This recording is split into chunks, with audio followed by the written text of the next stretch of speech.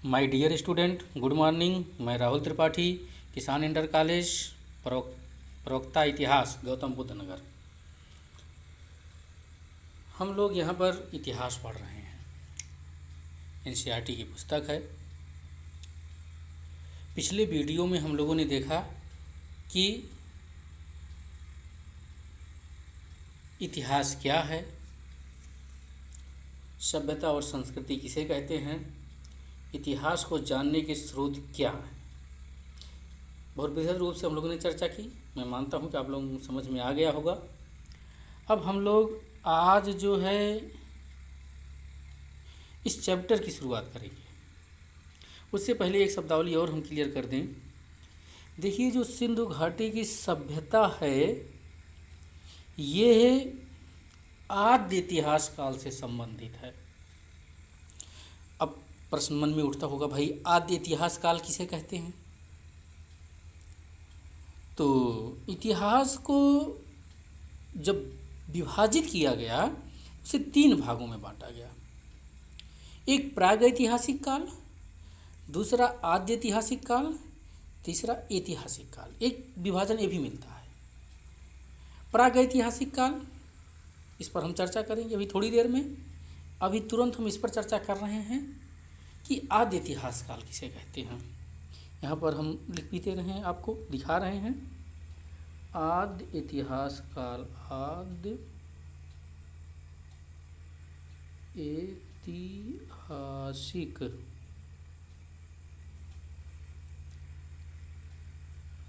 काल, इसी पर चर्चा करेंगे।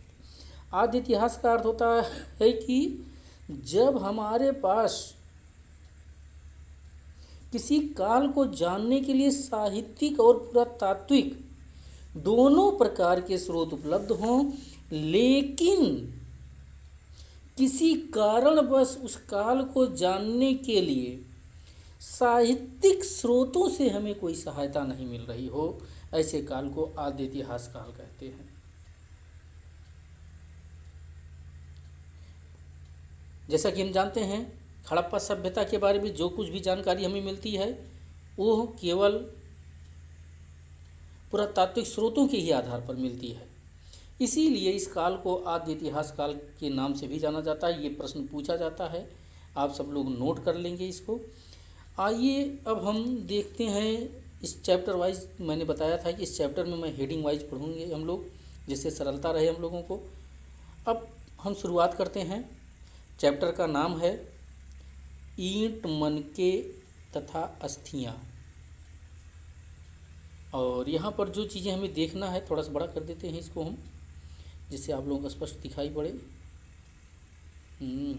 ये हम लोग देखते हैं। ये आइए यहाँ पर, ये देखिए आप लोग। सबसे पहले हम लोग देखेंगे इस चित्र को। इस चित्र को देखने का जो कारण है वो ये है कि आप देखेंगे ये जो मोहर है, इसकी चर्चा इस रीडिंग में की, इस पैराग्राफ में की गई है। जो मोहर है सिंधु घाटी की सभ्यता, उस पर कुछ जानवरों का चित्र अंकित है, जैसा कि आप ये चित्र देखेंगे।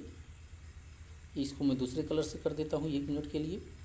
इस कलर से मैं कर देता हूँ इसको। आप देख रहे होंगे ये एक श्रृंगी बैल का चित्र है।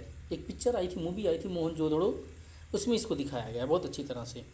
और फिर आप देखेंगे कि एक मैं दूसरे कलर से इसको कर देता हूँ आप लोगों को दिखाने के लिए।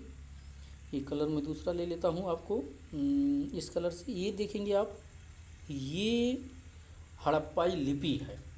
इसको दिखाने का मतलब ये है कि जब कभी भी ये शब्द आपके दिमाग में आए तो आप समझने लगें कि हड़प्पाई लिपि मैंने कहीं देखी थी और जानवरों को भी मैंने देखा था। तो इसमें जो हेडिंग है, इस हेडिंग की विशेषता ये है, ये जो पैराग्राफ है इसमें मोहर पर चर्चा की गई है, जो सबसे विशिष्ट वस्तु है। विशिष्ट क्यों होती है?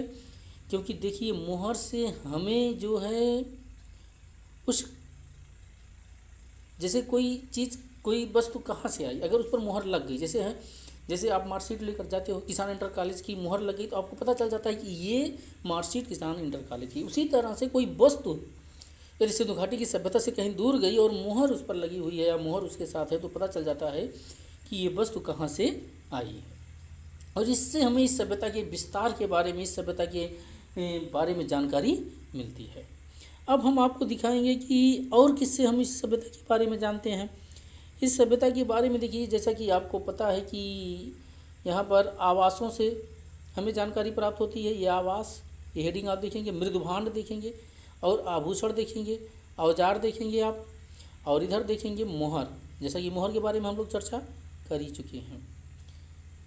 ये आवास, मृदुभांड, आभूषण, मोहर, ये सब सारे के सारे पुरातात्विक स्रोत हैं और इन्हीं पुरातात्विक स्रोतों के आधार पर हम इस सभ्यता का क्या करेंगे, अध्ययन करेंगे। देखिए बच्चों, पहले जो पहला पैराग्राफ होता है किसी चैप्टर का, उसको आप अगर बढ़िया से समझ लेते हैं तो आपको समझने में आसानी हो जाती है। अब इसमें आपको हम अन्वेषण करेंगे। देखिए यहाँ पर आपको एक चीज़ और बढ़िया से जानना है। इस सभ्यता के बारे में कुछ प्रश्न किए गए हैं, इन्हीं प्रश्नों को ध्यान से पढ़ेंगे, फिर इन्हीं पर हम अध्ययन करेंगे। जैसे प्रश्न है हमारा कि जो सिंधु घाटी की सभ्यता है, हाँ, इसके पुरातात्विक स्रोतों की व्याख्या कैसे की जाती है, क्या है, कैसे जानते हैं इसके बारे में, और आज हमारी जानकारी के स्रोत क्या हैं, इन सब सारी चीज़ों पर हम लोग इसे देखेंगे। यहाँ पर इस पैराग्राफ में हम लोगों को विशेष जानकारी नहीं, कुछ पढ़ना नहीं है, बस केवल देख लेना है, क्योंकि इस पर जो ये देखिए जो संस्कृति है, हड़प्पा संस्कृति, सभ्यता, इन सब शब्दों पर हम लोग चर्चा पहले से ही कर ली है। यहाँ पर जो ज़रूरी है इस चित्र में आपको जो देखना है, देखिए ये आप जो ये दिखाई पड़ रहा है, ये मनके हैं। मनके इसी को कहा जाता है। मनके क्या है, ये बीड्स अंग्रेजी में इसे कहते हैं, पत्थर है एक प्रकार का जो बनाए जाते थे, काट कर बनाए जाते थे, इसे मनके कहा गया है। फिर हम आपको एक चीज़ और दिखाते हैं, ये बाट है, ये बाट है। इस चित्र में इसी को जानना भी ज़रूरी है। और ये क्या है, इसको भी जानना ज़रूरी है। ये फलक है। फलक किसी पत्थर को जब उस पर जोर से प्रहार किया जाता है तो वो टूट जाता है, उसी को क्या कहते हैं, फलक कहते हैं, जैसे कि आपको दिखाई पड़ रहा है। इसके बाद अब हम लोग जो हैं चर्चा करेंगे, इस चित्र को देखेंगे। ये चित्र, अच्छा, इस चित्र को देखने से पहले हम लोग इस पर चर्चा कर लेते हैं, जो कि बहुत इम्पॉर्टेंट है। अब इसमें कुछ शब्दावलियाँ हैं। जैसे पहली शब्दावली जो है वो है कि बीसी, और दूसरी शब्दावली है एडी। इसका क्या मतलब है, अक्सर पूछा जाता है एग्जाम में। अब जब भी पढ़ते होंगे तो ये शब्दावलियाँ आपको प्रयोग में आती हैं। बीसी का अगर हम फुल फॉर्म करते हैं तो इसे बिफोर क्राइस्ट कहते हैं, जैसा कि इसमें भी दिया हुआ, मैं अंडरलाइन कर दिया, बिफोर क्राइस्ट। और एडी का मतलब है एनो डोमिनी। आप देखेंगे यहाँ पर एनो डोमिनी शब्द है, यहाँ पर है एनो डोमिनी। इसका मतलब ये हुआ कि ईसा मसीह के जन्म से पहले जो घटनाएं घटी उसे ईसा पूर्व कहा जाने लगा, और ईसा मसीह के जन्म के बाद जो घटनाएं घटी उसे एडी कहा जाने लगा। ये तो मोटी मोटी जानकारी है। यहाँ पर पहले मैं आपको ये बता देना चाहता हूँ, इसे इरेजर करें पहले, फिर हम लोग ये बता देना चाहते हैं कि आजकल जो बीसी है, आप देखेंगे बीसी, इसकी जगह एक नया शब्द प्रयोग में आ रहा है, BCE। इसका क्या मतलब है? इसका मतलब है, किताबों में लिखा जा रहा है, इसको आप जानते रहिए, नहीं तो समस्या हो जाती है, इसको समझ लीजिए। बिफोर कॉमन इरा, ये देखिए यहाँ पर दिया हुआ है, मैं यहाँ पे आपको दिखा दे रहा हूँ, बिफोर कॉमन इरा, इसके लिए प्रयोग किया जा रहा है। और एक शब्द प्रयोग किया जा रहा है इसके लिए, जैसे बीसी, क्योंकि विश्व में आजकल बीसी ही कॉमन एरा की बात की जा रही है, एक शब्द और बिफोर प्रेजेंट, बीपी प्रयोग किया जा रहा है। क्या प्रयोग किया जा रहा है? BP, before present. आप देख रहे हैं बिफोर प्रेजेंट, तो आप जानते रहिए बिफोर प्रेजेंट का मतलब बीसी ही है, बिफोर कॉमन इरा का मतलब जो है बीसी है। इस पुस्तक में बिफोर कॉमन इरा और बीपी के लिए जो है, बिफोर प्रेजेंट के लिए बीसी शब्द का प्रयोग किया गया। मैं इसे इरेजर कर दे रहे हैं।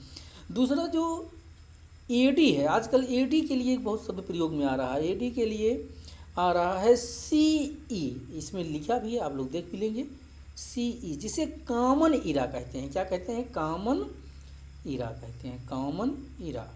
इसका बहुत अधिक प्रयोग में आ रहा है, सॉरी इसे डिलीट थोड़ा सा, इरा, कॉमन इरा। इस शब्द का प्रयोग किया जा रहा है। आप इस शब्द से परिचित रहिए, क्योंकि यहाँ पर प्रश्न भी बनते हैं जब कभी भी आप पुस्तक पढ़ेंगे, तो पुस्तक में ये सब सारी चीज़ें आपको मिलेंगी। मैं इसे इरेजर कर दे रहा हूँ। अब जो मैं आपको दिखाना चाह रहा हूँ वो है ये चित्र, थोड़ा आ जाए पूरा। ये चित्र क्या है, चित्र की विशेषता क्या है, इसको जानने का रीज़न क्या है? इसको जानने का रीज़न ये है कि ये जो चित्र है, ये आपको इस चित्र में विकसित हड़प्पा के बारे में जानकारी मिल रही है। आप देखेंगे जब हड़प्पा सभ्यता विकसित हो गई थी, तो इसका जो सबसे पश्चिमी स्थल है, आप देखेंगे ये सूतकांगेंडोर है। इसका सबसे उत्तरी स्थल क्या है, मांडा है। और इधर देखेंगे आप इसका एक जो है जो महत्वपूर्ण स्थल है विकसित स्थल समय में, आप देखेंगे ये मोहनजोदड़ो है, ये हड़प्पा है, नदी है, आप देख रहे हैं सब नदियों के किनारे हैं। राखीगढ़ी है, चनूदड़ो है, बालाकोट है, कोटदीजी है, ये धौलावीरा है, ये आप देखेंगे जो है बनावली है, कालीबंगा है। इन सब के बारे में आप जानते रहिए, देखते रहिए। मैप में इसको इसलिए दिखा रहे हैं, रंगपुर है, लोथल है, हाँ, आप इसको इसलिए दिखा रहे हैं कि क्योंकि यहाँ से आपके प्रश्न बनते हैं और यहीं से प्रश्न ज़्यादा बनते हैं। बार बार आपको ये शब्द यूज होंगे। भाई आप मोहनजोदड़ो, आप जानेंगे कि मोहनजोदड़ो सिंध नदी के तट पर, ये देखिए सिंध नदी है, हड़प्पा रावी नदी के तट पर आप देखेंगे रावी नदी है। आप देखेंगे ये सब सारी चीज़ें आपको यहाँ पर मिलती हैं। इसलिए इस चित्र को विशेष रूप से आप गौर करिएगा, क्योंकि इस चित्र का बड़ा ही महत्व है। फिर हम लोग देखेंगे एक और चीज़ देखेंगे, इस पैराग्राफ को देखेंगे। इस पैराग्राफ को देखने का रीज़न ये है कि इसमें हमें हड़प्पा की बस्तियों के बारे में जो है बताया गया। एक शब्द इसमें प्रयोग में आया है, चोलिस्तान। आप देखेंगे चोलिस्तान किसे कहते हैं, ये शब्द आया है प्रयोग में, चोलिस्तान। बहुत इंपॉर्टेंट है। पहले इधर हम इरेजर कर देते हैं इसको, इसको हमने इरेजर कर दिया। इरेजर नहीं हो रहा भाई, क्या बात है, चलो बाद में भी देख लेंगे। ये है यहाँ पर चोलिस्तान। चोलिस्तान क्षेत्र कौन सा है, जिसे हम थार कहते हैं। थार भारत के राजस्थान में भी है और इसका विस्तार पाकिस्तान में भी है। पाकिस्तान में इस रेगिस्तान का जो विस्तार है, उस क्षेत्र को क्या कहते हैं, चोलिस्तान कहते हैं। अब आप यहाँ पर ये देखेंगे, हम आपको ये दिखाना चाहेंगे कि इसी हेडिंग को मैं लेते हैं हम लोग पूरा बृहद रूप से, जिससे आपको स्पष्ट दिखाई पड़े। आप देखेंगे कि सिंधु घाटी की सभ्यता में, हड़प्पा सभ्यता में बस्तियों की संख्या कुल कितनी है, 106। यहाँ पर कितनी है, चोलिस्तान में 239, सिंध में। आरंभिक हड़प्पा की जिसे शुरुआत कहते हैं, अभी हम आगे बताएंगे सारी चीज़ें, उनमें 52 है, इसमें 37 है। विकसित हड़प्पा सभ्यता में 65 है, 136 है। आप देखेंगे सारी जानकारी है आपको यहाँ पर मिल रही है। बस इतना ही बताना था इसके बारे में, क्योंकि वीडियो लंबा ना होने पाए। अब इसके बाद हम यहाँ से शुरुआत करेंगे चैप्टर की। आप देख रहे हैं आरंभ यहाँ से हो रहा है। इस आरंभ को हम अगले वीडियो में आपको देंगे, वीडियो बड़ा ना होने पाए, क्योंकि ज़्यादा बड़ा वीडियो हो जाएगा तो आप ऊब जाएंगे, आप देख नहीं पाएंगे उसको। इसलिए छोटा छोटा वीडियो आपके लिए उपयोगी होगा। धन्यवाद।